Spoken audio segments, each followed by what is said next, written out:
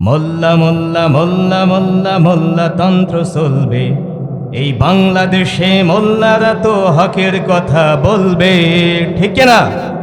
মোল্লা মোল্লা মোল্লা মোল্লা মোল্লা তন্ত্র চলবে এই বাংলাদেশে, মোল্লারা তো হকের কথা বলবে। এই বাংলাদেশে মোল্লারা তো হকের কথা বলবে। যতই করো গলাবাজি, যতই ষড়যন্ত্র, এই বাংলাদেশে থাকবে রে ভাই, থাকবে মোল্লা তন্ত্র, ঠিক না? যতই করো গলাবাজি, যতই ষড়যন্ত্র, এই বাংলাদেশের জমিনে ভাই থাকবে মোল্লা তন্ত্র। মোল্লা চেনো না তুমি, আলেম চেনো না, মসজিদ চেনো না, মাদ্রাসা চেনো না। মোল্লা চেনো না তুমি, আলেম চেনো না, মসজিদ চেনো না, মাদ্রাসা চেনো না। মোল্লা চেনে তোমার বাবাই, জিজ্ঞেস করো তাকে গিয়ে, তোমার বাবার জানাজাটা মোল্লা ছাড়া কে পড়ালো? মোল্লা চেনে তোমার বাবাই, জিজ্ঞেস করো তাকে গিয়ে, তোমার দাদার জানাজাটা মোল্লা ছাড়া কে পড়ালো? কোমল সুরে জিজ্ঞেস করো তুমি তোমার মাকে, কোমল সুরে জিজ্ঞেস করো তুমি তোমার মাকে, তোমার জন্মে তোমার কানে আজান দিল সে কে? আজ মোল্লা চেনো না তুমি, আলেম চেনো না, মসজিদ চেনো না, মাদ্রাসা চেনো না। আলহামদুলিল্লাহ, ঐতিহ্যবাহী হযরত ফাতেমা রাদিয়াল্লাহু তাআলা আনহা মহিলা মাদ্রাসার উদ্যোগে তৃতীয় বার্ষিক ঐতিহাসিক তাফসীরুল কোরআন মাহফিলের স্বনামধন্য প্রধান অতিথি, কোটচাঁদপুর মহেশপুরের জনমানুষের জননন্দিত জননেতা অধ্যাপক মতিয়ার রহমান সাহেব, দামাত বারকাতুহুল আলিয়া। আজকের অনুষ্ঠানের সভাপতিত্ব করছেন হাফেজ মাওলানা মাসুম বিল্লাহ। মঞ্চে উপস্থিত আছেন জাতির শ্রেষ্ঠ সন্তান ওলামায়ে কেরাম, আমার সামনে তৌহিদি জনতার একাংশ, পর্দার অন্তরালে অবস্থানরতা সতী সাধ্বী সর্বেগুণে গুণান্বিতা আমার মা এবং বোনেরা, সকলের প্রতি আমার আন্তরিক অভিনন্দন এবং শুভেচ্ছা। আসসালামু আলাইকুম ওয়া রাহমাতুল্লাহি ওয়া বারাকাতুহু। আপনারা কেমন আছেন? কেমন আছেন সবাই? আলহামদুলিল্লাহ, আমিও ভালো আছি। আমরা সুখে থাকি, দুঃখে থাকি, যে অবস্থায় থাকি না কেন, সর্ব অবস্থায় প্রশংসা করতে হবে একজনের, তিনি কে? জীবনের প্রতিটা পদক্ষেপে, জীবনের প্রতিটা সিদ্ধান্তে গ্রহণের পূর্বেই শুকরিয়া আদায় করতে হবে একজনের, তিনি কে? আমরা সুখে থাকি, দুঃখে থাকি, যে অবস্থায় থাকি না কেন, জীবনের প্রতিটা মুহূর্তে একজনের প্রশংসা করতে হবে। চিল্লায়ে বলুন, তিনি কে? আল্লাহ রাব্বুল আলামিন এই পৃথিবীর বুকে মানব জাতি এবং জিন জাতিকে সৃষ্টি করে পাঠিয়ে দিয়েছেন। এমনি এমনি নয়, একটা লক্ষ্য উদ্দেশ্যকে সামনে নিয়ে রব্বুল আলামিন আমাদেরকে পৃথিবীতে পাঠিয়ে দিয়েছেন, ঠিক কিনা? আল্লাহ রব্বুল আলামিন বলেন, ওয়ামা খালাকতুল জিন্না ওয়াল ইনসা ইল্লা লিয়াবুদুন। আল্লাহু আকবার। রব্বুল আলামিন বলেন, আমি জিন এবং মানব জাতিকে এমনি এমনি সৃষ্টি করে পৃথিবীর বুকে পাঠিয়ে দেই নাই, একটি নির্দিষ্ট লক্ষ্য এবং উদ্দেশ্যকে সামনে নিয়ে তাদেরকে আমি পৃথিবীতে সৃষ্টি করে দিয়েছি। শুধুমাত্র, একমাত্র, কেবলমাত্র আমার ইবাদত বন্দেগীর জন্য তাকে সৃষ্টি করে পৃথিবীতে পাঠিয়েছি। দ্বিতীয়ত অন্য কোনো উদ্দেশ্যে তাদেরকে আমি পৃথিবীতে পাঠাই নাই।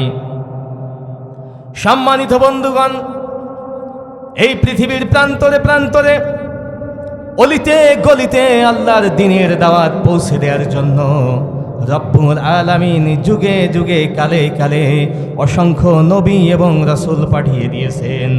শুধু তাই নয়, নবী রাসূলদের সাথী সঙ্গীগণ আল্লাহর জমিনে আল্লাহর দ্বীনকে বাস্তবায়ন করার জন্য কলিজার ফোঁটা ফোঁটা রক্তবিন্দু দিয়ে ইসলামের শ্রেষ্ঠত্ব প্রমাণ করেছে। তারপরেও বাতিলের কাছে এক মুহূর্তের জন্য মাথা নত করে নাই, ঠিক কিনা? আল্লাহ রাব্বুল আলামিন তার প্রিয় নবী জনাবে মুহাম্মদুর রাসূলুল্লাহ সাল্লাল্লাহু আলাইহি ওয়াসাল্লামকে পৃথিবীর বুকে যখন পাঠালেন, সমস্ত পৃথিবীব্যাপী আয়ামে জাহেলিয়াতের অন্ধকার, ঘোর আমানিশার অন্ধকারে সমস্ত পৃথিবী ঢেকেছিল, ঠিক কিনা বলুন? মানুষ মানুষের কোনো সম্মান ছিল না, নারীর সতীত্বের কোনো মর্যাদা ছিল না। সেই নারীকে তারা যে যার মতো ব্যবহার করত। সেই নারী কার মা, কার মেয়ে, কার বোন, এটা দেখার তোয়াক্কা তারা করত না। সভ্যতার দিক থেকে মৃতপ্রাপ্ত একটি জাতি, আত্মার দিক থেকে মৃতপ্রাপ্ত একটি জাতিকে যে নবী মানব জাতির একটি স্বর্ণাক্ষরে ইতিহাস রচনা করে গেছেন, আমার নবী, আপনার নবী, দোজাহানের নবী, বিশ্ব নবী জনাবে মুহাম্মদুর রাসূলুল্লাহ সাল্লাল্লাহু আলাইহি ওয়াসাল্লাম, ঠিক কিনা? আল্লাহর নবীর বিখ্যাত সাহাবী হযরত ওমর ইবনুল খাত্তাব রাদিয়াল্লাহু তাআলা আনহু, যখন তিনি আমিরুল মুমিনিন, অর্ধ পৃথিবীর খলিফা, মুসলিম জাহানের তদানীন্তন সময়ের খলিফা তিনি, যখন তিনি খিলাফতের দায়িত্ব পালন করেন, সাথী সঙ্গীদের তখন তিনি আহ্বান করলেন, ও আমার সাথীরা, ও আমার সঙ্গীরা, আল্লাহর নবীর সাহাবীরা, তোমরা আমাকে আমার কাজে, দ্বীন প্রতিষ্ঠার কাজে সহযোগিতা করো, গভর্নমেন্টের কাজে তোমরা আমাকে সহযোগিতা করো। সকলেই বলল, না না, আমাদের পক্ষে সম্ভব নয়। আমিরুল মুমিনিন তখন বললেন, ধ্বংস তোমাদের জন্য, বিশাল দায়িত্ব আমার কাঁধে চাপিয়ে দিয়ে তোমরা নিরিবিলি আরাম আনতে ঘুমাবে, তা হতে পারে না। হিমসের গভর্নর হিসাবে আমিরুল মুমিনিন সাইয়েদুনা হযরত ওমর রাদিয়াল্লাহু তাআলা আনহু একজন বিখ্যাত সাহাবীকে নিযুক্ত করলেন। বিখ্যাত সাহাবী হলেন হযরতে সাইয়েদ আমের আল জুমাহি রাদিয়াল্লাহু তাআলা আনহু। সাইয়েদ ইবনে আমের আল জুমাহি বিখ্যাত সাহাবী, তার দায়িত্ব দেয়া হলো হিমসের গভর্নর হিসেবে দায়িত্ব প্রাপ্ত হয়ে তিনি যখন বাড়িতে গেলেন, বাড়িতে যাওয়ার সঙ্গে সঙ্গে তিনি তার স্ত্রীকে বললেন, ও আমার স্ত্রী, বর্তমান সময়ের অর্ধজাহানের খলিফা, খলিফাতুল মুসলিমিন আমিরুল মুমিনিন হযরত ওমর ফারুক রাদিয়াল্লাহু তাআলা আনহু আমাকে হিমসের গভর্নর হিসেবে নিযুক্ত করেছেন, আমি এখন কি করব? স্ত্রী তাকে সান্ত্বনা দিয়ে, অভয় দিয়ে বললেন, ও আমার কলিজার স্বামী, প্রাণের স্বামী, আপনার কোনো ভয় নাই, দুশ্চিন্তা নাই, আপনি আল্লাহর পথের দ্বীনের মুজাহিদ হিসেবে সঠিক কাজটা করে যাবেন। আল্লাহু আকবার। হিমসের গভর্নর হিসেবে যখন সাইয়েদ আমের ইবনে আল জামুহকে, জুমাহি রাদিয়াল্লাহু তাআলা আনহুকে যখন নিযুক্ত করা হলো, একদিন একটা রাতের বেলায় খলিফাতুল মুসলিমিন হযরতে ওমর ফারুক রাদিয়াল্লাহু তাআলা আনহু গোপনে গোপনে হিমসের শহরে চলে গেলেন। সকালবেলায় ঘোষণা করা হলো, আজকে অর্ধজাহানের খলিফা, খলিফাতুল মুসলিমিন হযরতে ওমর ফারুক রাদিয়াল্লাহু তাআলা আনহু হিমসের গভর্নর হিসেবে যাকে দায়িত্ব দিয়েছেন সাইয়েদ আমের আল জুমাহি রাদিয়াল্লাহু তাআলা আনহুকে, তিনি দেখতে আসছেন এবং এই জনপদের মানুষের সাথে তিনি সাক্ষাতে আসবেন। অনেক সাহাবী খলিফাতুল মুসলিমিন হযরতে ওমর ফারুক রাদিয়াল্লাহু তাআলা আনহুকে এখনো চোখে দেখেন নাই। একটিবার চোখে দেখার জন্য সমস্ত সাহাবীরা একত্রিত হয়ে গেছে। বিশাল একটা সমাবেশ করা হলো। সেই সমাবেশে খলিফাতুল মুসলিমিন হযরতে ওমর ফারুক রাদিয়াল্লাহু তাআলা আনহু ঘোষণা দিলেন, তোমাদের গভর্নমেন্টের বিরুদ্ধে তোমাদের কোনো ধরনের কোনো অভিযোগ আছে কিনা। শত শত সাহাবী এক এক করে হাত তুললেন। সকলেই বললেন, আমাদের অনেক অনেক অভিযোগ আছে আমাদের খলিফার বিরুদ্ধে, আমাদের গভর্নমেন্টের বিরুদ্ধে। কার বিরুদ্ধে? গভর্নমেন্টের বিরুদ্ধে। হযরতে ওমর ফারুক রাদিয়াল্লাহু তাআলা আনহু বিস্ময়ে বিস্মিত হয়ে গেলেন। অবাক হয়ে তিনি চিন্তা করতে লাগলেন, একজন গভর্নমেন্টের বিরুদ্ধে কিভাবে সাধারণ জনগণের অভিযোগ থাকতে পারে। আমিরুল মুমিনিন অভয় দিয়ে বললেন, আমি এত মানুষের অভিযোগ নিতে পারবো না, মাত্র 4 জন মানুষের অভিযোগ আজকে আমি গ্রহণ করব। কয়জন? শুনতে রাজি আছেন তো? মাত্র 4 জন সাহাবীর অভিযোগ গ্রহণ করা হবে। 1 নাম্বার সাহাবী যিনি অভিযোগ করলেন, তিনি বললেন, আমাদের খলিফা, আমাদের গভর্নমেন্টের বিরুদ্ধে আমাদের অনেক অভিযোগ আছে, আমি একটি অভিযোগ আমার খলিফার বিরুদ্ধে করতে চাই। 1 নাম্বার অভিযোগ হলো, তিনি অফিসে দেরি করে আসেন। কি করে আসেন? দেশের প্রধানমন্ত্রী, দেশের গভর্নমেন্ট অফিসে দেরি করে আসেন, এটা কোনো প্রশ্ন হলো? মুসলিম জাহানের খলিফা আমিরুল মুমিনিন হযরত সাইয়েদ ইবনে আমের আল জুমাহিকে বললেন, হে সাইয়েদ আমের আল জুমাহি, এই প্রশ্নের জবাব তোমাকে দিতে হবে। তুমি এই প্রশ্নের জবাব দেওয়ার জন্য প্রস্তুতি গ্রহণ করে নাও। সাইয়েদ আমের আল জুমাহি রাদিয়াল্লাহু তাআলা আনহু তিনি লজ্জিত কণ্ঠে বললেন, আমিরুল মুমিনিন, এটা একটা গোপন বিষয়, লজ্জার বিষয়ও বটে। আল্লাহি, আল্লাহর কসম, আমিরুল মুমিনিন, এই প্রশ্ন যদি আমাকে আপনি গোপনে করতেন আমি গোপনে দিতাম, কিন্তু দেশের জনগণ যেহেতু আমার কাছে এই প্রশ্নের উত্তর চেয়েছে, সেহেতু এই প্রশ্নের উত্তর আমি এই দেশের জনগণকে দিতে বাধ্য। এই দেশের জনগণকে দিতে বাধ্য। আজকে আমার বাংলাদেশের অবস্থা দেখুন।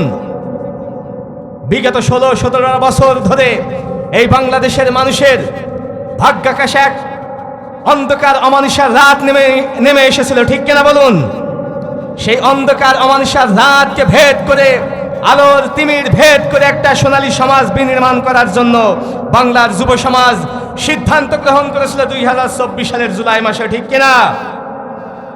সেই সিদ্ধান্ত গ্রহণ করার মাধ্যম দিয়েই আজকে বাংলাদেশের সবুজ শ্যামল এই চত্বরে আগামীর দিন হবে ইসলামের দিন, আগামীর দিন হবে কোরআনের দিন ইনশাআল্লাহ। তারা এই বাংলাদেশটা একটা মগের মূল্যকে পরিণত করে দিয়েছিল। মানুষের কোনো মর্যাদা ছিল না, কেউ কারোর দাম দিতে চাইতো না, এমন একটা সমাজ তারা বিনির্মাণ করেছিল। গোটা সমাজ ব্যবস্থা তারা দুর্নীতিতে ভরপুর করে দিয়েছিল, ঠিক কিনা বলুন? সাইয়েদ আমের ইবনে আল জুমাহি রাদিয়াল্লাহু তাআলা আনহু, তার বিরুদ্ধে অভিযোগ হলো, আমাদের গভর্নমেন্ট অফিসে দেরি করে আসেন। সাইয়েদ আমের ইবনে আল জুমাহি তিনি বললেন, আমি অফিসে দেরি করে আসার কারণ হলো, আমিরুল মুমিনিন, সাইয়্যিদুল আমিরুল মুমিনিন ওমর ফারুক রাদিয়াল্লাহু তাআলা আনহু, যেহেতু আপনি আমাদের মুসলিম জাহানের খলিফা, আমি এই প্রশ্ন আপনার সামনে উত্তর দিতে বাধ্য।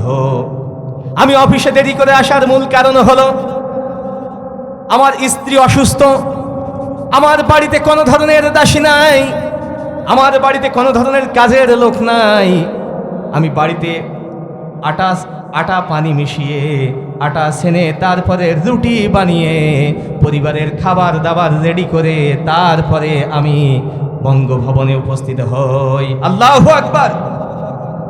একজন দেশের প্রধানমন্ত্রী, দেশের প্রেসিডেন্ট, তার বাড়ির একজন কাজের লোক নাই, তার বাড়ির একজন কাজের লোক নাই, দাসীও নাই। একমাত্র আল্লাহকে ভয় করার কারণে এটা সম্ভব হয়েছে, ঠিক কিনা বলুন? আমিরুল মুমিনিন অবাক নেত্রে হিমসের গভর্নমেন্টের দিকে তাকিয়ে রইলেন। এরপরে 2 নাম্বার ব্যক্তির দিকে তাকালেন এবং প্রশ্নকারীর দিকে তাকালেন। একবার আকাশের দিকে তাকাই, একবার প্রশ্নকারীর দিকে তাকাই, একবার সাইয়েদ আমের আল জুমাহির দিকে তাকাই। খলিফাতুল মুসলিমিন আমিরুল মুমিনিন বললেন, হে আগন্তুক ব্যক্তি, তোমার প্রশ্ন কি? হিমসের গভর্নমেন্টের বিরুদ্ধে তোমার প্রশ্ন কি? কি অভিযোগ? তুমি তোমার অভিযোগ উপস্থাপন করো। 2 নাম্বার প্রশ্ন হলো, 2 নাম্বার অভিযোগ হলো, আমাদের খলিফা, আমাদের গভর্নমেন্ট রাতের বেলায় জনগণের কোনো ধরনের কোনো খোঁজ খবর তিনি নেন না। তিনি রাতের বেলায় এই দেশের জনগণের কোনো ধরনের খোঁজ খবর নেন না। দিনের বেলা ছাড়া তিনি আমাদের সাথে একটিবারের জন্যেও তিনি দেখা করেন না। খলিফাতুল মুসলিমিন আমিরুল মুমিনিন, এই প্রশ্নের জবাব আজকে আমাদের গভর্নমেন্টের দিতে হবে। এই প্রশ্নের উত্তর না দেয়া পর্যন্ত তিনি এখান থেকে যেতে পারবেন না। হিমসের গভর্নমেন্ট সাইয়েদ আমের আল জুমাহি রাদিয়াল্লাহু তাআলা আনহু বললেন, আমিরুল মুমিনিন, দিনের বেলায় 5 ওয়াক্ত নামাজ ব্যতীত দিনের বেলায় রব্বুল আলামিনকে আমি খুব বেশি সেজদা দিতে পারি না, রব্বুল আলামিনকে বেশি ইবাদত বন্দেগী করতে পারি না। আমি রাতটা বেছে নিয়েছি আমার মহান প্রভুর কুদরতি পায়ে সেজদা দেওয়ার জন্য। আল্লাহু আকবার। দেশের জনগণ এবং খলিফাতুল মুসলিমিন আমিরুল মুমিনিন অবাক নেত্রে তাকিয়ে রইলেন এবং মনে মনে চিন্তা করতে লাগলেন, কি আজীব কাহিনী। তিনি রাতের বেলা বেছে নিয়েছেন, দিনের বেলায় যেহেতু সময় পান না, এই জন্য রাতের বেলা মহান রব্বুল আলামিনকে সেজদা করার জন্য তিনি বেছে নিয়েছেন। এরপরে আমিরুল মুমিনিন সৈয়দ ওমর ফারুক রাদিয়াল্লাহু তাআলা আনহু ওই বিশাল আসমানের দিকে তাকিয়ে আল্লাহ রব্বুল আলামিনের কাছে দোয়া করলেন, রব্বুল আলামিন, 2টা প্রশ্নের জবাব আমার প্রতিনিধি, আমার গভর্নমেন্ট সঠিক উত্তর দিয়েছে, বাকি 2টা প্রশ্ন তুমি তার জন্য সহজ করে দিও। আল্লাহু আকবার। এরপরে 3 নাম্বার সাহাবীর অভিযোগ হলো, আমিরুল মুমিনিন, আমাদের দেশের প্রধানমন্ত্রী, আমার দেশের গভর্নমেন্ট, হিমসের গভর্নমেন্ট, তিনি মাসে 1টি দিন অফিসে আসেন না। মাসে কয়টা দিন অফিসে আসেন না? 1টি দিন। মাসে 1টা দিন তিনি অফিসে আসেন না। এর কারণটা কি আমাদেরকে আজকে বলতে হবে। হিমসের গভর্নমেন্ট সাইয়েদ ইবনে আমের আল জুমাহি রাদিয়াল্লাহু তাআলা আনহু তিনি বললেন, আমিরুল মুমিনিন, এটাও একটি গুরুত্বপূর্ণ কথা। আমার বিষয়ে আমি কি ধরনের জীবনযাপন করি, কেমন লাইফস্টাইল মেনটেন করি, আপনার অজানা না নয়, আপনার সকল কিছু জানা। তারপরেও আমি আপনাকে স্মরণ করিয়ে দিতে চাই, আমি হিমসের গভর্নর বটে, হিমসের গভর্নর বটে, তারপরেও আমি একজন সাধারণ জীবনযাপন করি। আমি এতটাই অভাবী যে আমার একটি জামা ছাড়া দ্বিতীয়ত আর কোনো জামা নাই। প্রধানমন্ত্রীর কয়টা জামা? প্রধানমন্ত্রীর একটা জামা।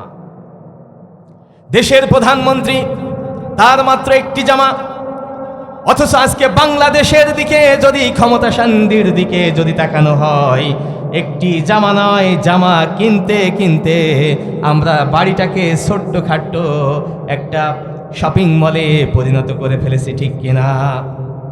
শুধু দেশের প্রধানমন্ত্রী নয়, দেশের একজন সাধারণ জনতারও বাড়ি একটা ছোটখাটো দোকানও পরিণত হয়ে গেছে।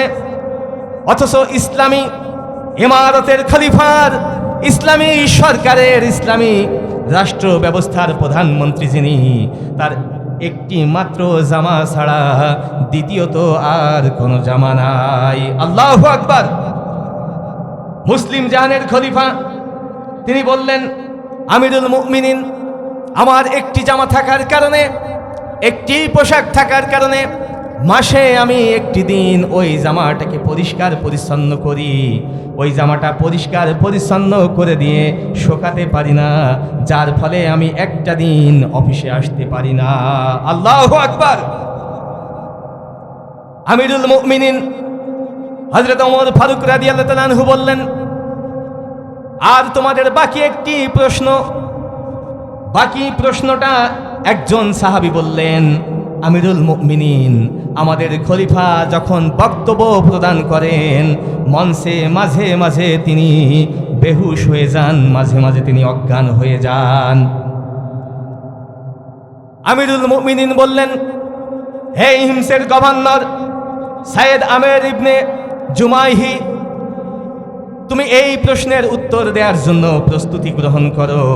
সাইয়েদ আমের আল জুমাহি রাদিয়াল্লাহু তাআলা আনহু বললেন, আমিরুল মুমিনিন, এই প্রশ্নের জন্য খুবই একটি গোপন কথা, তারপরেও যেহেতু দেশের জনগণ আমার কাছে জিজ্ঞাসা করেছে, এই প্রশ্নের উত্তর দিতে আমি বাধ্য। এই প্রশ্নের উত্তর দিতে আমি বাধ্য। সঙ্গে সঙ্গে সাইয়েদ আমের আল জুমাইহি রাদিয়াল্লাহু তাআলা আনহু বললেন, আমিরুল মুমিনিন, ইসলামের প্রাথমিক অবস্থায় হযরতে খুবাইব রাদিয়াল্লাহু তাআলা আনহু যখন তিনি ইসলাম গ্রহণ করেন, মক্কা থেকে তিনি মদিনায় হিজরত করেন। সেই মদিনা থেকে তাকে মক্কা শহরে আনা হয়। সুদূর মদিনা থেকে মক্কা শহরে এনে তাকে নির্যাতন করা হয়। একদিন নয়, দুই দিন নয়, মাসের পর মাস তাকে নির্যাতন করা হয়। নির্যাতন করতে করতে একটা পর্যায়ে যখন তাকে শুলে চড়ানো হলো, শুলে চড়িয়ে তার দুই হাতের ভিতরে পেরেক ঢুকিয়ে দেওয়া হয়। যখন পেরেক ঢুকিয়ে দেওয়া হলো, তখন হযরতে খুবাইব রাদিয়াল্লাহু তাআলা আনহু চিৎকার দিয়ে মহান রব্বুল আলামিনের ডাকে সাড়া দিয়ে এই পৃথিবী থেকে তিনি আল্লাহর ডাকে সাড়া দিয়ে তিনি পৃথিবী থেকে বিদায় নিলেন। আল্লাহু আকবার। হযরতে খাব্বাব রাদিয়াল্লাহু তাআলা আনহুর ওই ইসলাম গ্রহণের ইতিহাস, ওই কঠিন অবস্থার, কঠিন মুহূর্তের ভিতরেও তিনি 2 রাকাত নামাজ আদায় করেছিলেন। কয় রাকাত নামাজ? 2 রাকাত নামাজ আদায় করে রব্বুল আলামিনের কাছে তিনি সাহায্য চেয়েছিলেন। রব্বুল আলামিন ও বিশাল জাহানের প্রতিপালক আল্লাহ রব্বুল আলামিন আমার শরীরে এক বিন্দু পরিমাণ রক্ত থাকা অবস্থায় আমি ইসলাম থেকে এক জায়গা পরিমাণ দূরে সরে যাই নাই। আমার বাংলার জনগণ, বাংলাদেশের উদ্দীপ্ত তরুণ সমাজের কাছে আজকে দীপ্ত কণ্ঠে বলতে চাই, এই 56,000 বর্গ মাইলের প্রতিটি প্রান্তে প্রান্তে যদি ইসলামের সুমহান কালেমার পতাকাকে উজ্জীন করার জন্য যদি 52 সালের রক্ত রঞ্জিত করে দিয়েছিল যে সমস্ত যুবক ভাইয়েরা, 1971 সালের মতো আর একবার যদি বাংলার জমিনকে রক্ত রঞ্জিত করে দিতে হয়, 2024 সালের মতো যদি আল্লাহর কোরআনকে পার্লামেন্টে পাঠানোর জন্য যদি কলিজার ফোটা ফোটা রক্তবিন্দু দিয়ে আল ইসলামের শ্রেষ্ঠতা প্রমাণ করতে হয়, কে কে রাজি আছেন? দুহাত তুলে আল্লাহকে দেখিয়ে দেন। নারায়ে তাকবীর, নারায়ে তাকবীর। আমার নেতা, তোমার নেতা বিশ্বনবী মুস্তাফা এই মুহূর্তে দরকার ইসলামী সরকার। নারায়ে তাকবীর। যদি কথা দাও বন্ধু, দিনের পথে দৃঢ় থাকবে। যদি কথা দাও দিন কায়েমে, অগ্রণী ভূমিকা রাখবে। তবে তোমাকে গান শোনাবো, যে গানে হৃদয়টা জাগবে। যদি কথা দাও বন্ধু দিনের পথে দৃঢ় থাকবে, যদি কথা দাও দিন কায়েমে অগ্রণী ভূমিকা রাখবে, তবে তোমাকে গান শোনাবো যে গানে হৃদয়টা জাগবে, যে গানে হৃদয়টা জাগবে।